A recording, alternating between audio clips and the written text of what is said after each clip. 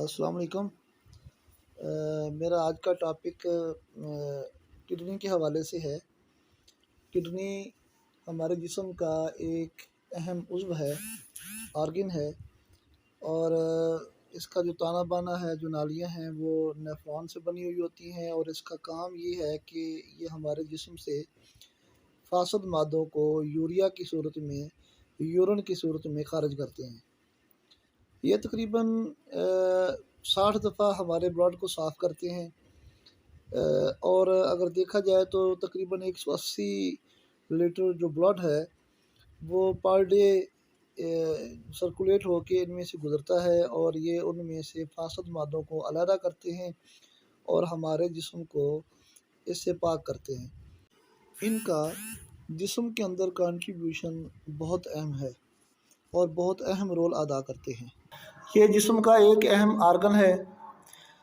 اگر ان میں کوئی نقص پیدا ہو جائے، خرابی پیدا ہو جائے، تو جسم کو بہت زیادہ مشکلات کا سامنا کرنا پڑتا ہے۔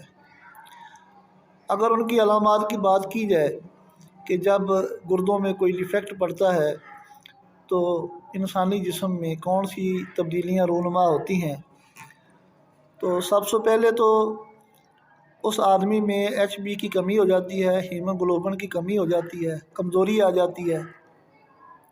دوسرا، اس کی جلد پہ دانے، ریشز اور جلدی خرابیاں آ جاتی ہیں، پھوڑے پھنسیاں بھی ہو سکتے ہیں، خارش ہوتی ہے، الرجی ہوتی ہے، اور اس کے ساتھ ساتھ اور بھی جلدی بیماریاں وقوع پذیر ہو جاتی ہیں۔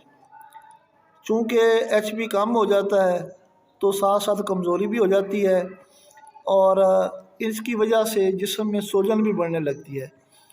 آنکھوں پہ سوجن، پاؤں پہ سوجن، پنڈلیوں پہ سوجن، اور آنکھوں کے گرد ہلکے پڑ جاتے ہیں، اور اس سے معدہ بھی اپسیٹ ہوتا ہے۔ معدے کے اندر بھی پرابلم آ جاتی ہے، کھانا ہضم نہیں ہوتا، بھوک نہیں لگتی۔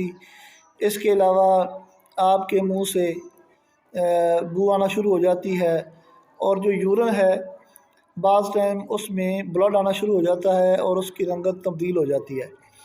اگر یورین کی رنگت یا پیشاب کی رنگت تبدیل ہو جائے تو یہ بہت ہی خطرناک جو علامت ہے۔ اس کی وجہ یہ ہے کہ گردوں کے اندر انفیکشن ہو جاتی ہے، نالیوں میں انفیکشن ہو جاتی ہے، اور جس کی وجہ سے خون رس رس کر یورین میں شامل ہونا شروع ہو جاتا ہے۔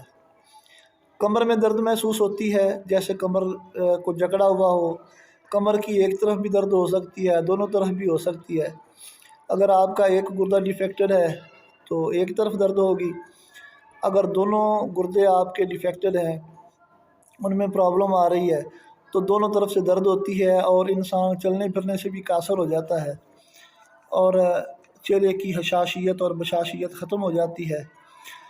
تو اگر اس کی علامات کے ساتھ ساتھ اب اس کے پرہیز کی طرف آئیں تو پرہیز میں ہم ان کافی ساری کمپلیکیشنز سے بچ سکتے ہیں۔ پانی کا زیادہ استعمال کریں، ایک دن میں کم از کم 4-5 لیٹر پانی پئیں، کم از کم 8 گلاس پانی تو مسٹ بھی پئیں، اور لائم واٹر جو ہے اس سے پرہیز کریں۔ کوکا کولا، پیپسی اور اس قسم کے جتنے بھی برانڈ ہیں، شاورما وغیرہ، شراب نوشی سے پرہیز کریں۔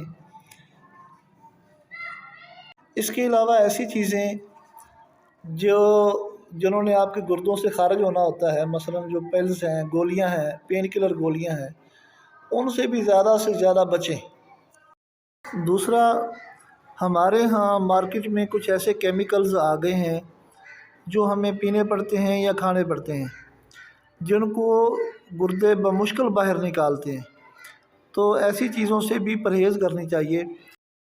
ان میں کچھ کشتہ جات شامل ہیں، اور کچھ ایسے کیمیکلز شامل ہیں جو ہماری فوڈ میں کلر کی صورت میں یا کھانوں کو چٹپٹا بنانے کی صورت میں شامل کر دیے گئے ہیں، جو کہ جسم سے باہر نکالنا گردوں کے بس کا کام نہیں ہوتا، اور پھر پتھری بن جاتی ہے، کرسٹلز بن جاتے ہیں۔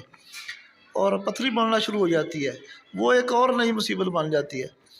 تو کوشش یہ کریں کہ زیادہ سے زیادہ پانی پئیں اور احتیاط سے کام کریں، احتیاط کا دامن ہاتھ سے نہ چھوڑیں۔ اس سے متعلقہ میں کچھ چیزیں اگلے ولاگ میں آپ کے سامنے رکھوں گا، تو تب تک کے لیے اللہ حافظ۔ میرے چینل کو سبسکرائب ضرور کیجیے گا۔